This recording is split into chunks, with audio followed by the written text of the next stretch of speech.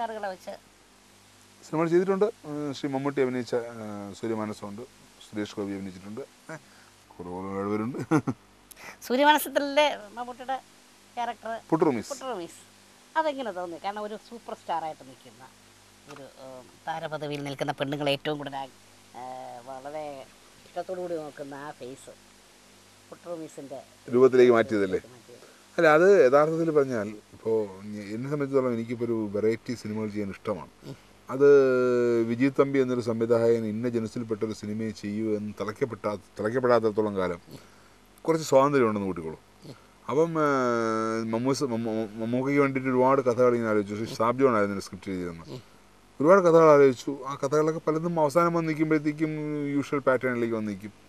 അങ്ങനെ ഇങ്ങനൊരു കഥ പറഞ്ഞു, ഒരു അമ്മയുടെയും മകൻ്റെയും ബന്ധത്തിൻ്റെ കഥ, ആ ബന്ധത്തിൻ്റെ ഉള്ളിൽ ആഴത്തിൻ്റെ കഥ, അത് വളരെ ഡിഫറെൻ്റായിട്ട് തോന്നി.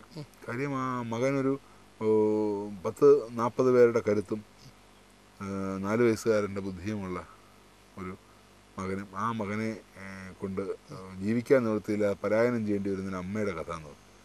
അത് വളരെ സ്ട്രൈക്കിംഗ് ആയിട്ട് തോന്നി. ഞാൻ നിങ്ങളുടൻ തന്നെ അത് ചെന്ന് മമ്മൂക്കയോട് ഡിസ്കസ് ചെയ്ത് മമ്മൂക്ക പറഞ്ഞ് കൊള്ളാം.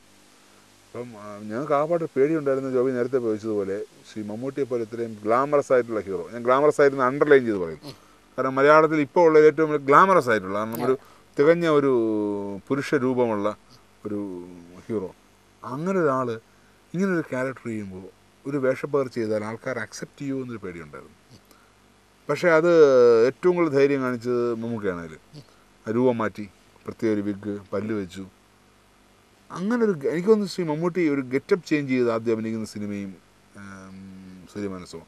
അതിനുശേഷമാണ് അദ്ദേഹം പൊന്തമ്മാട, പിന്നെ പല കഥാപാത്രങ്ങളും അവതരിപ്പിച്ചെങ്കിലും ഫസ്റ്റ് ഒരു എന്നിട്ട് ഞങ്ങളന്ന് മാഗസീൻസിലൊക്കെ കൊടുക്കുകയും ചെയ്തു ഇത് ആരാണെന്ന് അറിയാമോ എന്ന് ചോദിച്ചിട്ട്.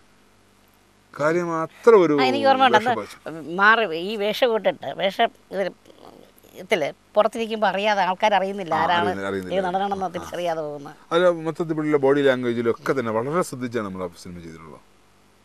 അതെങ്ങനെ അദ്ദേഹത്തിന് പിന്നെ അദ്ദേഹം ഏറ്റത് ആദ്യം അദ്ദേഹത്തിനെ കൊണ്ട് ഇത് ചോദിച്ചതും? ചോദിച്ചപ്പം പുള്ളി ഞങ്ങൾക്ക് പേടിയായിരുന്നു, ഇപ്പം ഇങ്ങനത്തെ വേഷം മന്ദബുദ്ധിയിലൊക്കെ ഞാൻ ചെയ്യുമെന്നൊക്കെ.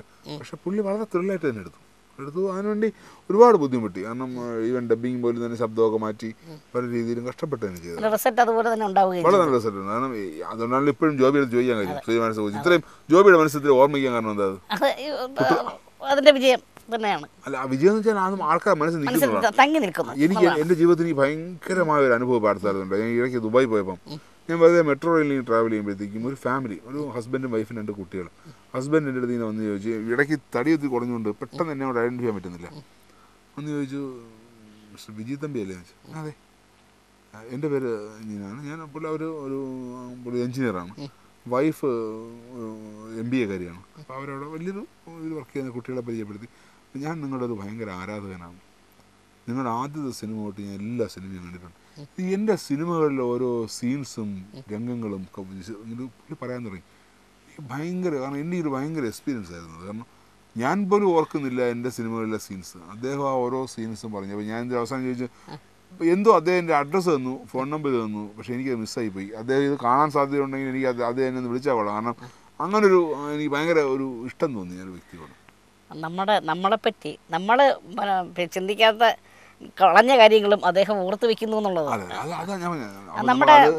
ഇപ്പം എൻ്റെ സിനിമകൾ ഇപ്പം ജോബി ഇപ്പം പറഞ്ഞതുപോലെ സൂര്യമാനസം പോലുള്ള സിനിമകൾ, അവിട്ടം തിരുനാൾ, ആരോഗ്യശ്രീമാൻ എന്നുള്ള സിനിമ ഒരുപാട് പേര് ജഗദീഷ് ശ്രീകുമാറിനെ സംബന്ധിച്ചിടത്തോളം ഏറ്റവും ഒരു ഡിഫറെൻ്റ് ആയിട്ട് ക്യാരക്ടർ ചെയ്തതാണ്. പിടക്കൊഴിവ് നൂറ്റാണ്ട്, അപ്പം അങ്ങനെ കുറേ സിനിമകൾ നമുക്ക് ചെയ്യാൻ കഴിഞ്ഞു. ആ സിനിമകളിലൂടെയാണ് നമ്മൾ ഓർക്കപ്പെടുന്നത്. നൂറ്റാണ്ട് ഇപ്പോഴും നമ്മൾ എത്ര തവണ കണ്ടിരുന്നാലും ഉണ്ടല്ലോ, TV-യിൽ കാണുമ്പോൾ നമ്മളിരുന്ന് കാണും. ഇപ്പം അതുപോലെ നമ്മൾ പണ്ട് ഞാൻ ചെയ്തൊരു പടമാണ് നഗരങ്ങളിൽ ചെന്നിട്ട് വാർത്ത. ഇന്നും ആ സിനിമ TV വരുമ്പോൾ ആൾക്കാർ വിളിക്കാറുണ്ട്, അയ്യോ ഇത്രയും രസകരമായൊരു കോമഡി ഞങ്ങൾ കണ്ടിട്ടില്ല എന്ന് പറഞ്ഞിട്ട്. പക്ഷെ അന്ന് 3 മെയിൻ വില്ലന്മാരെയാണ് കോമഡിയന്മാരാക്കിയത് ഞങ്ങൾ. ആ ജനാർദ്ദനൻ ചേട്ടനെയും, അന്ന് ജനാർദ്ദനൻ ചേട്ടൻ ഇപ്പോഴത്തെ ഒരു ഇമേജ് അല്ല, പുള്ളി ഭയങ്കര ഭീകര വില്ലനാണ്, ബലാത്സംഗ വില്ലനാണ്. പുള്ളിയും പുള്ളിയുടെ 3 ശിഷ്യന്മാരായിട്ടാണ് വിജയരാഘവനും സന്തോഷും സിദ്ദിഖും. ഇവർ 3 വന്ന് വില്ലന്മാരാ, ഗുണ്ടകളാണ്, സിനിമയിൽ അടിയും പിടിയും ഉണ്ടാക്കുന്ന ആൾക്കാരാ. ഇവരാണ് കോമഡി ചെയ്യുന്നത്. അതെങ്ങനെയാണ് ഇവർ എടുക്കാറുണ്ടായത്? അല്ല, അത് നമുക്ക് തോന്നിയത് കാരണം ഈ ജനാർദ്ദനൻ ചേട്ടനിൽ ശബ്ദത്തിലും കാര്യത്തിലൊക്കെ പുള്ളിക്ക് ഒരു ഹ്യൂമറുണ്ട്. പുള്ളി വില്ലൻ ചെയ്യുമ്പോഴും പുള്ളി ചില പറയുന്ന വാക്കുകളിൽ ചിലൊരു ഹ്യൂമറുണ്ട്. അപ്പോൾ പുള്ളിയെ റാംബോ ചാക്കോച്ചൻ എന്നൊരു കഥാപാത്രമായിട്ടും അദ്ദേഹത്തിൻ്റെ ശിഷ്യന്മാരായിട്ടും 3 പേര്. അപ്പോൾ ശിഷ്യന്മാരെന്ന് വെച്ചാൽ കണ്ടാലേ ഗുണ്ടകളായിരിക്കണം, പക്ഷെ മണ്ടന്മാരാണ്, ലോക മഹാമണ്ടന്മാരാണ്. ആ ഗുണ്ടകൾക്കുള്ളതാണ് സന്തോഷ്, വിജയരാഘവൻ, സിദ്ദിഖ് എന്ന് പറഞ്ഞ ആൾക്കാരെ. കാരണം അവർക്ക് ആ ഇമേജാണെന്ന്, അങ്ങനെയാണ് അവരെ കാസ്റ്റ് ചെയ്തത്. കാരണം ഇവർ റാംബോ ചാക്കോച്ചൻ പറയുന്നത് പുള്ളി കിഡ്നാപ്പിനെ കുറിച്ചും മറ്റേ ബ്ലാക്ക് മെയിലിങ്ങിനെ കുറിച്ചും ക്ലാസ് എടുക്കുകയാണ്.